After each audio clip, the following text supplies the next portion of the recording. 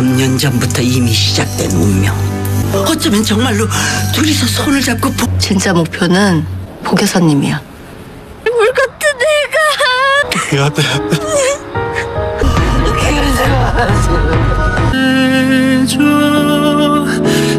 Kali ini Minet akan membahas drama Korea yang berjudul The Atypical Family. Tanpa berlama lagi, episode 9, mari kita review. Nyonya Bok begitu sangat ketakutan akan mimpi buruknya tentang Gi-ju. Tapi Gi-ju datang menenangkan karena itu adalah kejadian di masa lalu yang berkaitan dengan kebakaran Dodahi alami. Cincinnya pun bukan dicuri Dodahi, melainkan menjadi ada dua. Nyonya Bok pun berpikir, takdir Gi-ju dan Dodahi sudah dimulai 13 tahun yang lalu. Meskipun pernikahan mereka hancur, tapi hubungan mereka tidak. Dan bersatunya Dodahi dengan Gi-ju juga akan mengembalikan keluarga Bok seperti dahulu.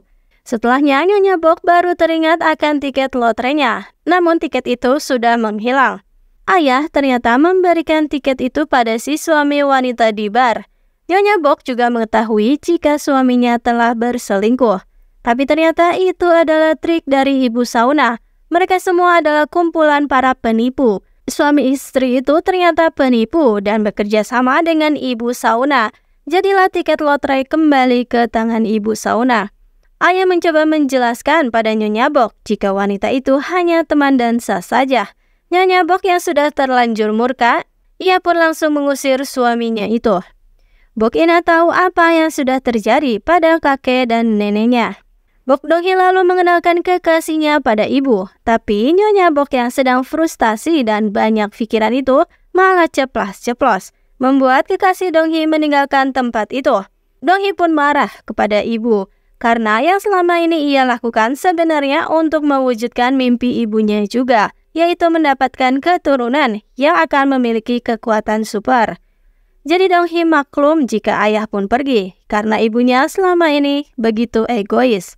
Dan Nyonya Bok di luar malah bertemu dengan ibu sauna, sesuatu yang memang sudah direncanakan oleh keluarga penipu. Dodahi lalu memberikan peringatan lagi. Ibunya sudah berhasil menyingkirkan pilar keluarga Bok, yaitu ayah Gi-ju yang selama ini melindungi mereka. Sebenarnya target utama adalah Nyonya Bok itu sendiri. Bok Ina lagi-lagi dirundung oleh teman-temannya. Dan ia pun kabur dari sekolah. Dodahi dan Gi-ju segera mencari, dibantu oleh paman sauna yang memang sering memata-matainya. Sedang mencari Bok Ina, tapi Dodahi malah bertemu dengan Nyonya Bok yang tertidur pulas di sauna. Dodahi yang sudah begitu sangat kesal karena terus menargetkan keluarga Bok.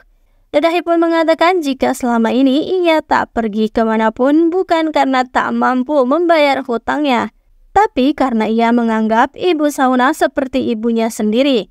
Namun ternyata ibu sauna hanya ingin menginjaknya saja. Jika ibu sauna tak mengindahkan perkataannya, maka Dodahi akan membalas dengan cara yang selama ini ibu sauna ajarkan pada dirinya. Sampai malam hari Bok Ina belum kembali, dan Dodahi pun tiba-tiba diberitahu oleh Gi-ju masa depan jika Ina ada di gimnasium sekolah. Ina ternyata terkurung di sana, dikunci oleh Herim si siswi muka 2. Dengan penuh kecemasan, Gi-ju berlari mendatangi Ina dan segera memeluknya ketika melihat tubuh Ina. Ina lalu disidang oleh Gi-ju dan ia terus memaksa Ina menjelaskan tentang semua yang sudah terjadi. Tapi Ina malah mengatakan ia ingin keluar dari sekolah saja. Dodahi mencoba menenangkan Ina dan memberikan nasihat-nasihat untuknya. Dodahi juga mengatakan pada Gi-ju untuk menatap dalam-dalam mata Ina dan tak menanyakan pertanyaan apapun lagi pada Ina. Hingga akhirnya benar saja, tangis Bok Ina pun pecah. Ia membaca semua pikiran Gi-ju ketika menatap mata ayahnya. Ina merasa seperti monster karena membaca pikiran semua orang tanpa bisa ia rem. Hingga akhirnya momen yang merenggut ayahnya juga merenggut ibunya. Terkuak sebelum kecelakaan terjadi, Ina ternyata membaca pikiran ibunya, menyalahkan dirinya yang sudah lahir di hari kebakaran. Ibu terkejut karena Ina bisa membaca pikirannya, dan karena tak fokus menyetir, terjadilah kecelakaan nahas itu. Giju meminta maaf atas semua hilafnya yang telah menelantarkan anaknya sendiri. Dodahi hanya memperhatikan dari jauh adegan mengharukan ayah anak itu. Setelah itu, Ina diajarkan sepeda oleh ayahnya dan tak lama bertemu dengan Jungwoo, pria yang ditaksirnya. Ina berniat kabur, tapi Jungwoo menahan. Jungwoo ingin Ina tak terus kabur darinya. Sebaliknya, ia akan berusaha untuk menghindari Ina dimanapun berada. Namun tiba-tiba Ina mengatakan jika dirinya menyukai Jungwoo. Nyonya Bok dan Dodahi ternyata sudah bekerja sama.